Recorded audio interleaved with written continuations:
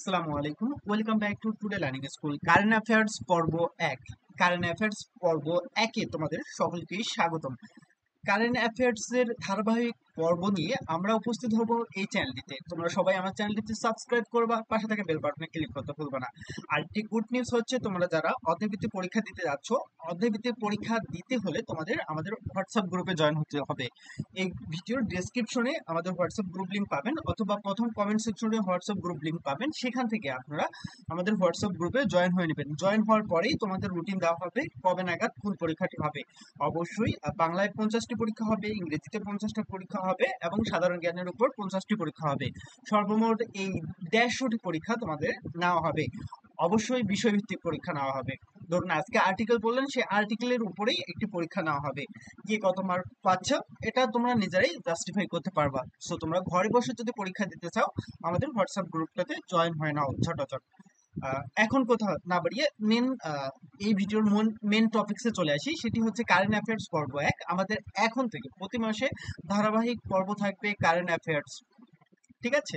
তো সাম্প্রতিক বিভিন্ন ঘটনা ঘটে যাচ্ছে, রোডে যাচ্ছে। এই ঘটনা ঘটা এবং রোটার পরিপ্রেক্ষিতেই কিন্তু বিভিন্ন প্রশ্নর উৎপত্তি হচ্ছে। সেই প্রশ্নগুলো থেকেই বিশ্ববিদ্যালয় ভর্তি পরীক্ষা এবং চাকরির ভর্তি পরীক্ষা, বিশ্ববিদ্যালয়ে ভর্তি পরীক্ষা থেকে চাকরি ভর্তি পরীক্ষা থেকে শুরু করে সকল কম্পিটিটিভ এক্সামগুলোতে তোমাদের দেখা যাচ্ছে যে এই প্রশ্নগুলো আসছে। সো তোমরা যদি আমাদের এই কারেন্ট অ্যাফেয়ার্স পর্বগুলোকে অনুসরণ করো, আশা করি তোমাদের এই সাধারণ জ্ঞানের উপর বিশেষ একটি দক্ষতা চলে আসবে এবং তোমরা তোমাদের কাঙ্ক্ষিত কম্পিটিটিভ এক্সামগুলোতে ভালো করতে পারবা। সো কথা না বাড়িয়ে চলুন শুরু করা যাক। আজকে আমরা বেশ কিছু প্রশ্ন এবং প্রশ্নের উত্তরগুলো তোমাদেরকে দেখানোর চেষ্টা করব, এবং এই প্রশ্নগুলো সবচেয়ে বেশি গুরুত্বপূর্ণ, ঠিক আছে? লাস্ট কয়েকদিন ঘটে যাওয়া সবচেয়ে ট্রেন্ডিং টপিকস হচ্ছে এগুলো, আর এইগুলোই হচ্ছে পরীক্ষায় আসার সম্ভাবনা সবচেয়ে বেশি থাকে। তোমরা একটি বিষয় খেয়াল করে দেখবা, তোমরা যে চাকরি পরীক্ষাটি দিচ্ছ, তোমরা যে বিশ্ববিদ্যালয় পরীক্ষাগুলো দিচ্ছ, পরীক্ষার মধ্যে একটা একটা অথবা দুইটা ট্রেন্ডিং টপিকস থাকবে। ট্রেন্ডিং টপিকস বলতে ঘটে যাওয়া দুই একদিনের মধ্যে।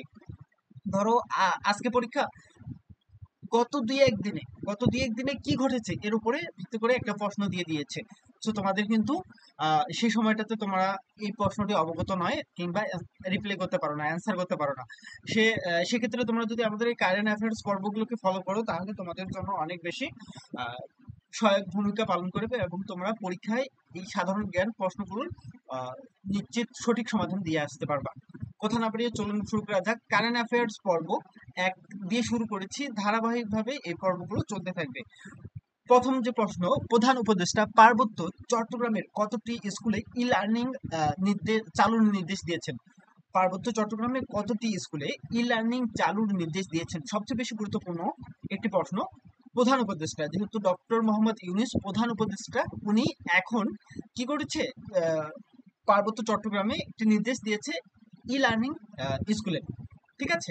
সেখানে কতটি স্কুল, প্রশ্ন আর কি, কতটি স্কুল? 100টি স্কুল। কে আহ, এই নির্দেশনাটা দিয়েছে?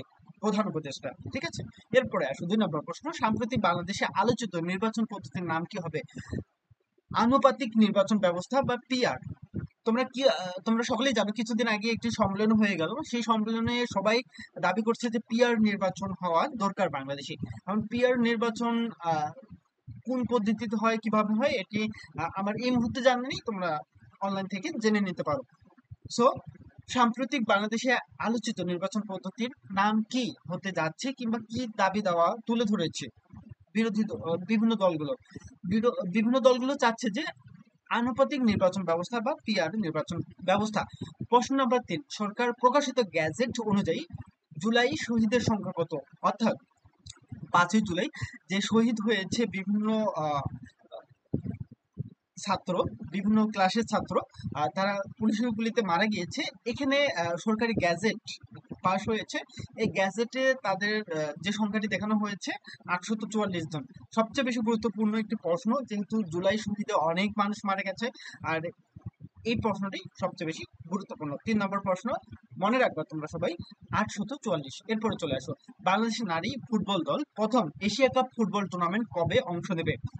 অ্যান্সারটি হবে 2026 সালে অস্ট্রেলিয়ায়। সবচেয়ে বেশি গুরুত্বপূর্ণ প্রশ্ন হচ্ছে এটি, কারণ এই প্রথম প্রথম বাংলাদেশের নারী ফুটবল দল এশিয়া কাপে অংশগ্রহণ করার সুযোগ পাচ্ছে। আরেকটি বিষয়ে বলে রাখি এখানে যে এশিয়া কাপের নারী ফুটবল দল যদি 2টা থেকে অথবা 3টা ম্যাচ যদি জিতে যায়, তাহলে তোমরা যে আর্জেন্টিনা, ব্রাজিল, এই যে এই দলগুলোর একটা বিশ্বকাপ ফুটবল খেলা দেখো, এই দলগুলোর কিন্তু মেয়েদেরও একটি বিশ্বকাপ ফুটবল খেলা হয়। এই বিশ্বকাপ ফুটবল খেলায় বাংলাদেশের মেয়েরা সরাসরি অংশগ্রহণ করতে পারবে। সো তোমরা এই জিনিসটা মনে রাখো। আপাতত 2026 সালে অস্ট্রেলিয়ায় কোথায়, কোন দেশে, অস্ট্রেলিয়ায় বাংলাদেশের নারী ফুটবল দল এশিয়া কাপে অংশগ্রহণ করবে। আর পুরুষরা খেলেছিল 1980 সালে, এরপর আর তারা খেলতে পারেনি। এরপরে আসুন 5 নম্বর প্রশ্নতে, সম্প্রতি কোন দেশে আন্তর্জাতিক আণবিক সংস্থা IAEA এর সঙ্গে সম্পর্ক ছিন্ন করেছে? আন্তর্জাতিক আণবিক সংস্থা হচ্ছে এমন একটি সংস্থা যেখানে পারমাণবিক বোমা তৈরির ক্ষেত্রে নিষেধাজ্ঞা দেওয়া হয়। এক্ষেত্রে ইরান তারা এই সংস্থা থেকে চলে এসেছে। তারা চাচ্ছে যে তারা পারমাণবিক বোমা তৈরি করবে। IAEA কি টাইপের সংস্থা? একটি আণবিক সংস্থা। এরপরে আসুন 6 নম্বর প্রশ্ন, বেসামরিক বিমান চলাচল কর্তৃপক্ষ বেবিচক এর বর্তমান চেয়ারম্যান কে? মুস্তফা মাহমুদ সিদ্দিক। এরপরে আসো 7 নম্বর প্রশ্নতে, সম্প্রতি সরকার কোন তারিখে সাধারণ ছুটি ঘোষণা করেছে? সবচেয়ে বেশি গুরুত্বপূর্ণ একটি প্রশ্ন। এই 5ই আগস্ট, জুলাই গণ অভ্যুত্থান দিবস, এখানে অনেকেই মারা গেছে। আর এর আগে আমি একটি প্রশ্ন তোমাদেরকে দেখিয়েছি, প্রায় 844 জন সরকারি গ্যাজেটে, আরো কিছু সংখ্যক আছে যেগুলো সরকারি গ্যাজেটে হয়তো অন্তর্ভুক্ত হয়নি বিভিন্ন কারণে। সো তোমরা জানো এই 5ই আগস্টকে সরকারি ছুটি ঘোষণা করা হয়েছে। এরপরে আসো, প্রস্তাবিত দ্বিতীয় মেঘনা সেতুর দৈর্ঘ্য কত? প্রস্তাবিত দ্বিতীয় একটি মেঘনা সেতু হতে যাচ্ছে, সেখানে দৈর্ঘ্য হবে 3.13 কিলোমিটার। এটা মনে রাখবা। প্রস্তাবিত একটি মেঘনা সেতুর উপর আহ, তৃতীয় একটা সেতু হতে যাচ্ছে, তার দৈর্ঘ্য হচ্ছে 3.13। ইতালির প্রধানমন্ত্রী জর্জিয়া মেলোনি ঢাকায় আসছেন কবে? 2025 সালের 30শে আগস্টে এসেছেন।